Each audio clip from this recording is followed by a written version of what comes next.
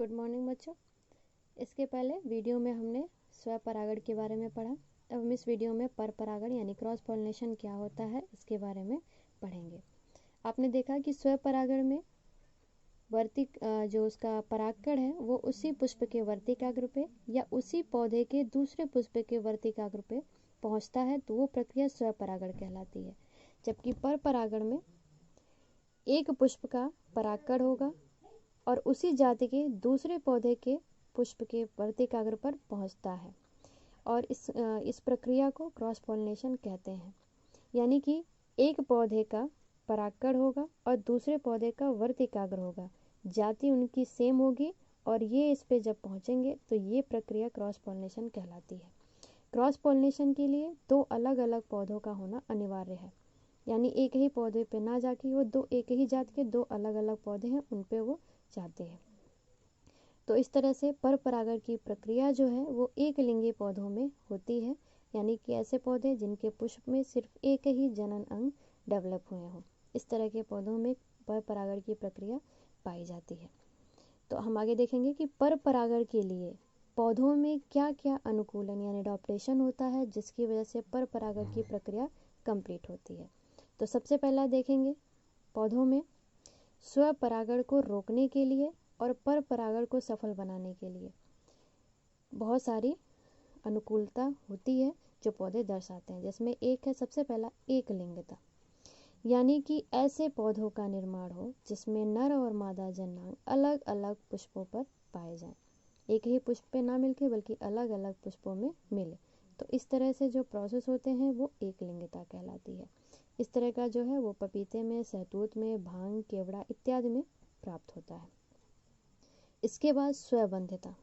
स्वबंधिता है, मान लिया कि एक ही पौधे में एक ही पुष्प में दोनों मेल और फीमेल ऑर्गन डेवलप हों, तो उस समय जब वो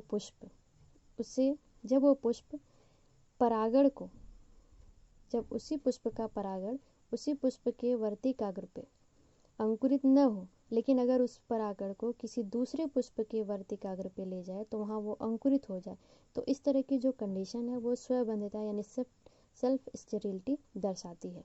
वहाँ पे उस पौधे का जो स्टिग्मा होगा वो उस पॉलन के लिए बंध होगा, उसको अंकुरित नहीं होने देगा, बल्कि वही पॉलन अगर किसी दूसरे फ्लावर के स्टिग्मा पे जाता है तो वहाँ पे वो अंकुरित हो जाता है और फर्टिलाइजेशन की प्रक्रिया को कंप्लीट करता है। तो सेल्फ स्टेरिलिटी की प्रक्रिया बहुत सारे पौधे शो करते हैं, जैसे झुमक लता में, आलू में, तंबाकू में, मालवा में इत्यादि। इसके बाद अगला होता है पृथक पक्वता यानी डाइकोगैमी, क्योंकि बहुत सारे जरूरी नहीं है सभी पुष्प जो हैं वो एक लिंगी ही हो, कुछ दो लिंगी भी हैं बहुत सारे, तो उसमें भी परपरागण की प्रक्रिया संपन्न होती है। उसके लिए कंडीशन होती है कि वो पुष्प जब द्विलिंगी पुष्प हो उसमें नर और मादा जो जनन है वो अलग अलग टाइम पर परिपक्व हो, यानी एक साथ परिपक्व ना हो करके पहले या तो मेल सेक्स ऑर्गन डेवलप हो यानी कि एंड्रोसियम परिपक्व हो या गाइनोसियम परिपक्व हो। तो इस तरह की जब कंडीशन होती है यानी कि नर और मादा जनन अलग अलग समय पे परिपक्व हो तो उसे पृथक पक्वता यानी डाइकोगैमी कहते हैं। ये सेक्सिफ्रेगा एवं एप्टेटियंस इन सब पौधों में मिलता है। इसके साथ भी दो कंडीशन होती है। अगर पहले परागकोश परिपक्व हो जाएं तो उस कंडीशन को प्रोटेंड्री यानी पुंपूर्वी कहते हैं। पुंपूर्वी यानी परागकोश का पहले मैच्योर होना प्रोटेंड्री कहलाता है। जैसे गुड़हल के पौधों में या मालवेसी और रूबिएसी कुल के पौधों में ये कंडीशन मिलती है, जहाँ वो बाइसेक्सुअल फ्लावर्स होते हैं लेकिन वहाँ पे परागकोश पहले ही मैच्योर हो जाते हैं। इसके बाद अगर वर्तिकाग्र पहले परिपक्व हो जाए, कुछ फ्लावर्स में भी मिलता है कि वर्तिकाग्र पहले परिपक्व हो जाती है तो उसको प्रोटोगाइनी कंडीशन कहते हैं। अगर वर्तिकाग्र पहले परिपक्व हो जाती है, जैसे कि बहुत सारे फ्लावर्स हैं, मैग्नोलिया है, बरगद है, पीपर है, शरीफा है, चंपा है, गुलाब है एक्सेट्रा, इन सब में सबसे पहले प्रोटोगाइनी यानी कि वर्तिकाग्र परिपक्व होती है, उसके बाद जाकर के परागकोश परिपक्व होते हैं। तो इस तरह की कंडीशन डाइकोगैमी। अगला है अनात्म परागणता यानी हरकोगैमी। कभी कभी ये कंडीशन ना मिल करके, बल्कि कुछ पौधों में ऐसे फ्लावर्स में ऐसी कंडीशन मिलती है जिसमें स्टिग्मा लंबी काफ़ी बड़ी हो जाती है, इसकी स्टाइल लंबी होकर के बड़ी हो जाती है, बल्कि उसके जो एंड्रोसियम होते हैं वो छोटे रह जाते हैं, यानी वो उसके तक पहुंच नहीं पाते। वर्तिकाग्र से परागकोश छोटे होते हैं, तो इसकी वजह से ये काफ़ी नीचे रह जाते हैं और वर्तिकाग्र ऊपर हो जाती है, जिसकी वजह से यहाँ भी सेल्फ फर्टिलाइजेशन की प्रक्रिया जो है वो नहीं हो पाती और यहाँ भी पर परागण ही होता है। ये फ्लावर्स की अनुकूलता है जो स्वपरागण से बचाने के लिए ये इस तरह का शो करते हैं। इस तरह की जो कंडीशन है वो आइपोमिया में, ग्लोरियोसा में मिलती है, और कुछ पौधों में कैलोट्रोपिस जैसे इसमें पॉलिनिया बन जाते हैं, थैली जैसी संरचना बन जाती है जो इस चीज़ को रोकती है। इसके बाद अगला है स्वदूषण यानी सेल्फ पॉइजनिंग। कभी कभी कुछ ऐसे पुष्प होते हैं जिसके परागण उसी पुष्प के अगर वर्तिकाग्र पे चले जाएं तो विष का कार्य करने लगते हैं, जिसकी वजह से वह पुष्प सूख जाता है। तो इस तरह से जब कोई पुष्प शो करता है कंडीशन, तो उसको कहते हैं स्वदूषण यानी सेल्फ पॉइजनिंग। जब उसी पुष्प का परागकोश उसी पुष्प के स्टिग्मा पे जाए और वहाँ पे विष की तरह कार्य करने लगे, यानी ऐसे वहाँ पे केमिकल रिलीज करे जिसकी वजह से वो पुष्प सूख जाए, तो वो प्रक्रिया स्वदूषण कहलाती है और ये ऑर्किड में मिलती है। इसके बाद हम नेक्स्ट आएंगे पर परागण की विधियाँ। पर परागण की क्या क्या विधियाँ हैं, इसके पहले हमने पढ़ा था वायु परागण। पर परागण की जो विधियाँ वो 2 प्रकार की होती हैं, जैविक और अजैविक। जैविक में जैविक कारक आते हैं जैसे जंतु हैं सब, और अजैविक में वायु, जल, मिट्टी, हवाई सारी चीज़ें आएंगी। तो वायु और जल परागण अजैविक कारक कहलाएंगे, जबकि जंतुओं द्वारा होने वाला जो परागण है वो जैविक परागण कहलाएगा। तो सबसे पहले हम देखेंगे वायु परागण। वायु परागण की प्रक्रिया को कंप्लीट करने के लिए पौधों में क्या क्या विशेषताएं पाई जाती हैं। वायु परागण के लिए जो पौधे होते हैं उनके जो पुष्प होंगे वो छोटे होंगे, आकर्षण रहित होते हैं, यानी इनको बिल्कुल भी ना ही इनको रंगों की आवश्यकता है, ना इनको गंध की आवश्यकता है, ना ही मकरंद की आवश्यकता है, किसी चीज़ की आवश्यकता नहीं होती है। तो ये छोटे होते हैं और रंगहीन होते हैं, यानी इनमें कोई आकर्षण उपस्थित नहीं होता है। फिर दूसरी कंडीशन वो एक लिंगी होते हैं, यानी सिर्फ एक ही सेक्स ऑर्गन डेवलप होंगे, चाहे परागकोश हो या जायांग हो।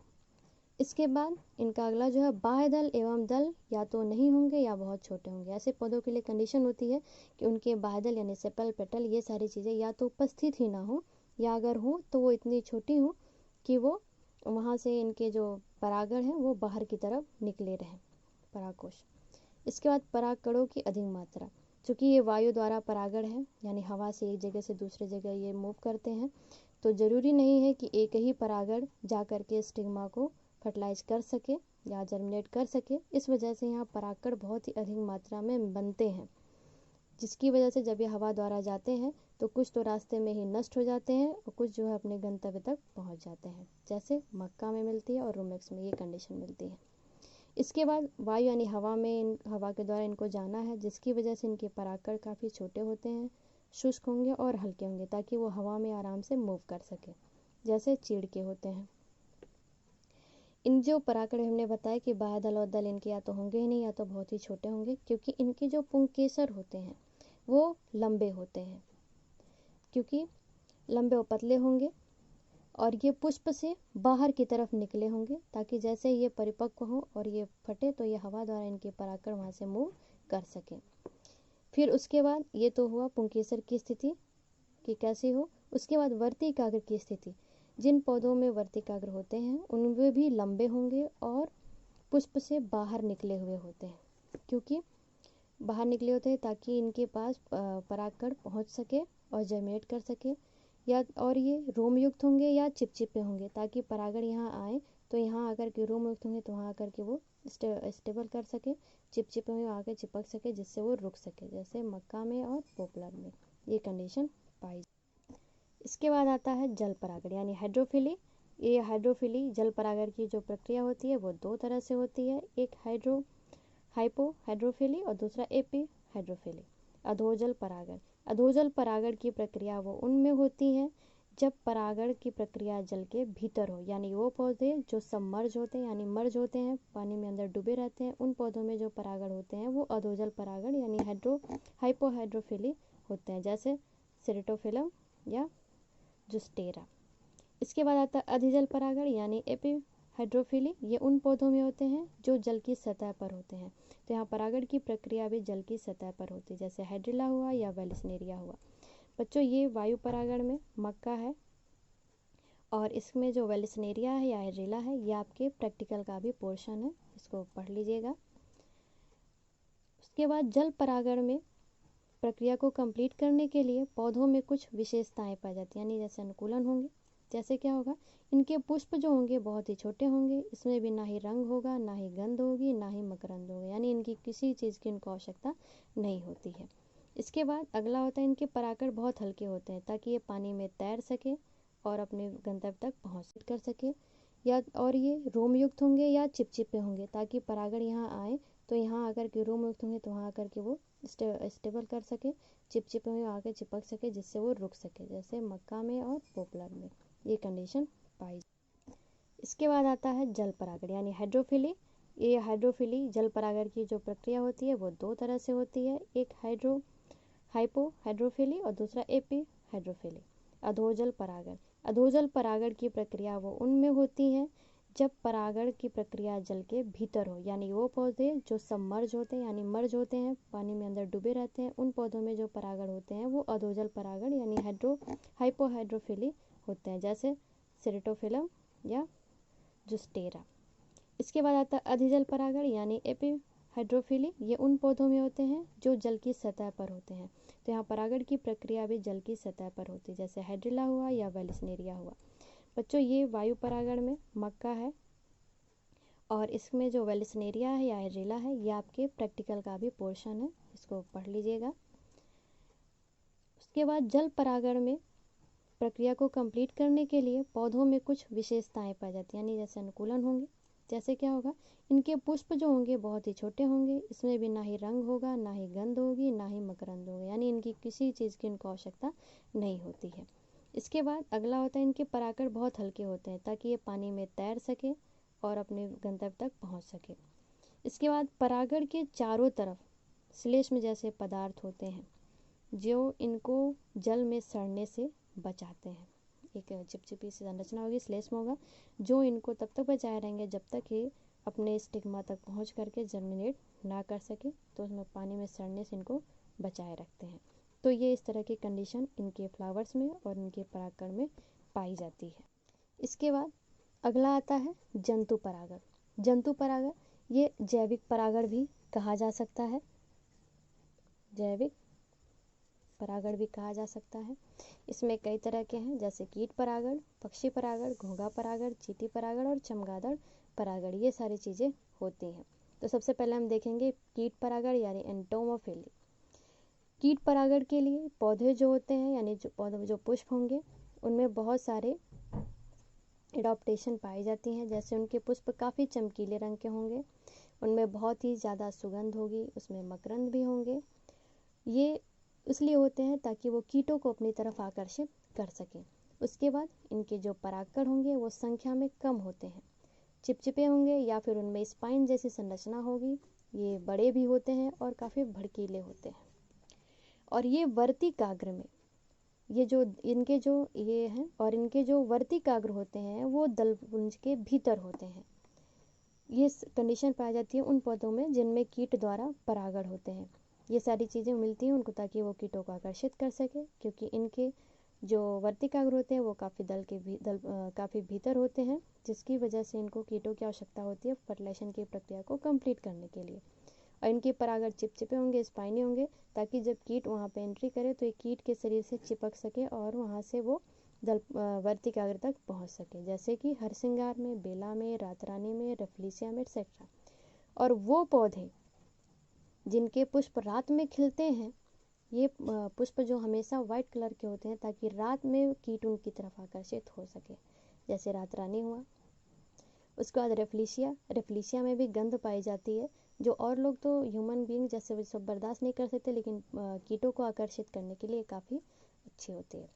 इसके बाद दूसरा है पक्षी द्वारा परागण यानी ऑर्निथोफिली। कभी कभी पक्षियाँ भी परागण में हेल्प करती हैं।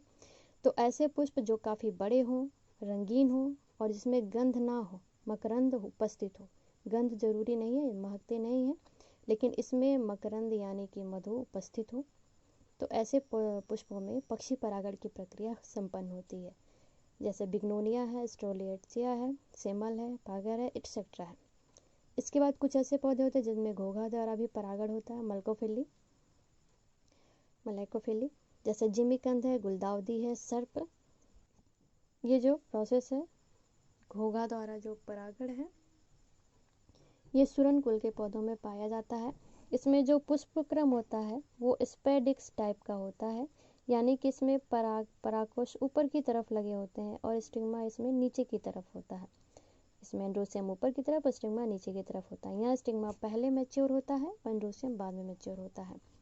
तो यहाँ पे दूसरे पुष्प के द्वारा परागकण को लाया जाता है और यहाँ पे फर्टिलाइज कराया जाता है। तो इस तरह के फ्लावर्स में घोंघा द्वारा परागण होता है। इसके बाद अगला आता है चींटी परागण यानी मिरमैकोफिली। कुछ ऐसे फ्लावर्स होते हैं जिसमें बहुत सारे मकरंद भरे होते हैं, यानी कि उनमें बहुत ही नेक्टर्स होते हैं, लेकिन उनके होल इतने छोटे होते हैं जिसमें चींटी के अलावा और कोई उसमें प्रवेश नहीं कर सकता है। उन तरह के पुष्पों में चींटी जो है सहजीवी की तरह निवास करते हैं और वहाँ पे परागण की प्रक्रिया को संपन्न कराते हैं, जैसे कदम्ब। इसके बाद अगला आता है चमगादड़ परागण, किरोप्टेरोफिली, यानी कि इस तरह के परागण जो चमगादड़ द्वारा हो, जैसे कचनार, इपैरुआ यानी कदम्ब। इनमें जो चमगादड़ है वो रात्रि में निकलते हैं कीट के लिए और मकरंद के लिए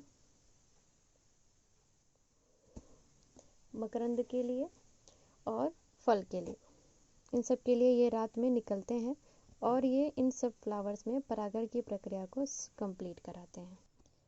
चमगादड़ जो होते हैं ये रंग देखने में असमर्थ होते हैं, ये रंग नहीं देख पाते हैं, ये उन पुष्पों की गंध के द्वारा ही उन तक पहुंचते हैं और ये पेड़ पौधों पे जाते हैं इन सबकी खोज में। ये था परागण की प्रक्रिया। अगली बार पढ़ेंगे टॉपिक पर परागण के क्या लाभ हैं, क्योंकि जब कोई भी प्रक्रिया होती है तो उसके लाभ और उसकी हानि दोनों होते हैं। तो पहले हम लाभ पढ़ेंगे।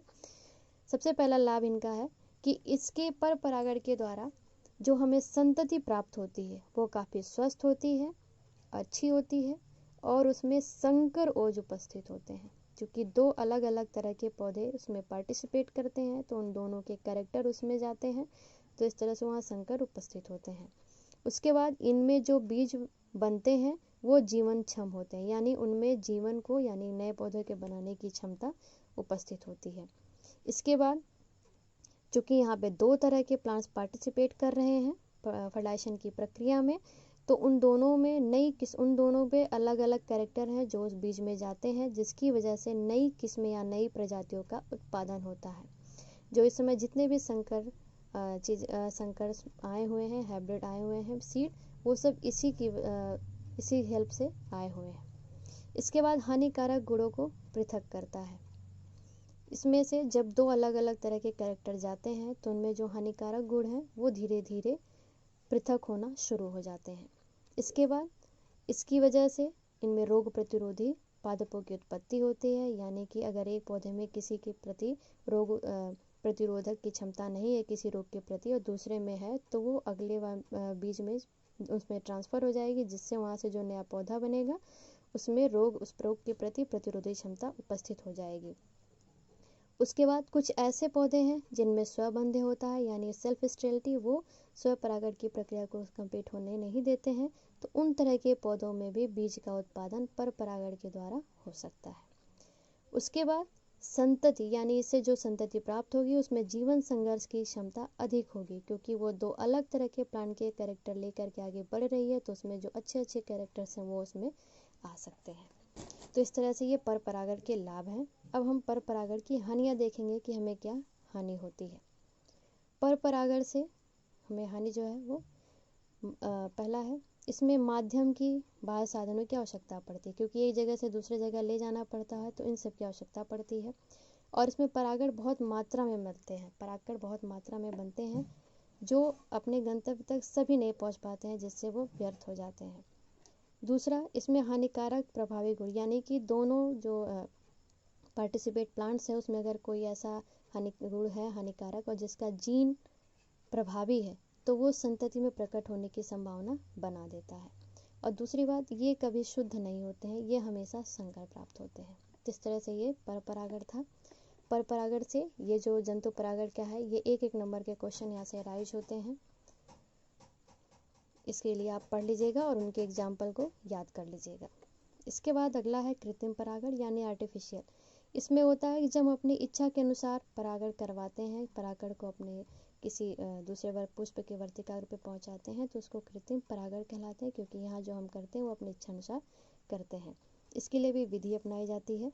यहाँ हम क्या करते हैं कि सबसे पहले जिस पुष्प का हमें परागण चाहिए, उसके इस पुष्प का स्टिग्मा है, उसके क्या करते हैं, परागण को काट देते हैं, निकाल देते हैं, अपरिपक्व पुष्प से उसके परागकोश को अलग कर देते हैं, जिसे विपुंसन इमैस्कुलेशन की प्रक्रिया कहते हैं। इसके बाद उसको छिद्रित पॉलीथीन से बांध देते हैं। वो इतने महीन छेद होते हैं जिससे पॉलन वहाँ एंट्री नहीं कर पाते हैं। उसके बाद जब जायांग परिपक्व हो जाता है, तो हम परिपक्व परागकण को उस पर ब्रश के माध्यम से छिड़क देते हैं और फिर उसको वापस से बांध देते हैं। कुछ दिन बाद वहाँ फल बन जाते हैं, जिससे बीज बन जाता है। हम उस बीज को निकाल लेते हैं और जब अनुकूल मौसम आता है तो उसको हम ग्रो करा लेते हैं। उसके बाद उसके लक्षणों का अध्ययन करते हैं कि जो हम चाह रहे थे वो उसमें प्रेजेंट हुआ या नहीं हुआ। इसका बहुत महत्व है। इससे हमें अच्छी नस्ल के पौधे प्राप्त होते हैं और हमारी इच्छा अनुसार उसमें गुण उत्पन्न होते हैं। और दूसरा, इसमें पौधे बहुत ही स्वस्थ होते हैं और अत्यधिक उत्पादन भी होता है। और इसमें रोग लगने की संभावना कम होती है। पंतनगर कृषि जो विश्वविद्यालय है, वहाँ पे पर परागण की प्रक्रिया के द्वारा, यानी कि इसी कृत्रिम परागण से ही गेहूं की, मक्का की, आलू की बहुत सारी नई नई जातियों को तैयार किया गया है, जिससे पैदावार बहुत बढ़ी है और हमारे देश की अर्थव्यवस्था में काफ़ी ही सुधार भी हुआ है। तो कृत्रिम परागण भी कभी भी आपसे पूछ सकता है। यहाँ इमैस्कुलेशन की प्रक्रिया पूछ सकता है कि इमैस्कुलेशन किसको कहते हैं, तो आप इसको पढ़ लीजिएगा। इसमें आपको समझ में आ गया होगा। जो ना समझ में आया वो आप उससे पूछ सकते हैं। Thank you.